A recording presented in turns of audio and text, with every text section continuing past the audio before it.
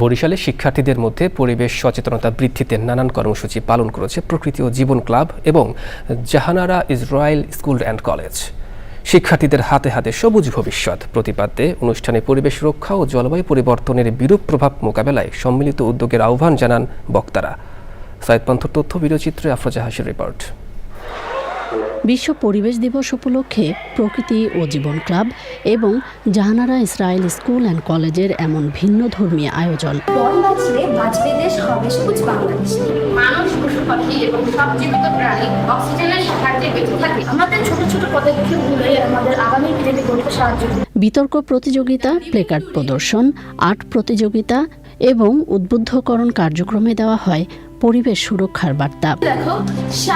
জলবায়ুর বিরূপ প্রভাব মোকাবেলায় সবুজ আচ্ছাদন তৈরিতে শিক্ষার্থীদের হাতে তুলে দেওয়া হয় বিভিন্ন প্রজাতির বৃক্ষ।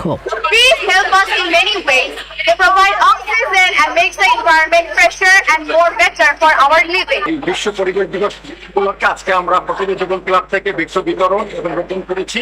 এমন উদ্যোগ পরিচ্ছন্ন, সবুজ ও বাসযোগ্য ধরিত্রী নিশ্চিতে সহায়ক হবে প্রত্যাশা আয়োজকদের।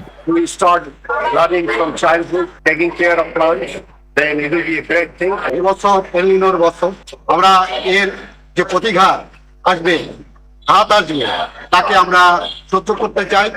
তার জন্য আমাদের ব্যবস্থা নিতে চাই। পরিবেশ বান্ধব জীবনাচার নিশ্চিত করার পাশাপাশি পরিবেশ সুরক্ষায় সমাজের সব শ্রেণী পেশার মানুষের সক্রিয় অংশগ্রহণ জরুরি বলেন পরিবেশবাদীরা। আফরোজা হাসি, প্রকৃতি ও জীবন ডেস্ক, চ্যানেল আই।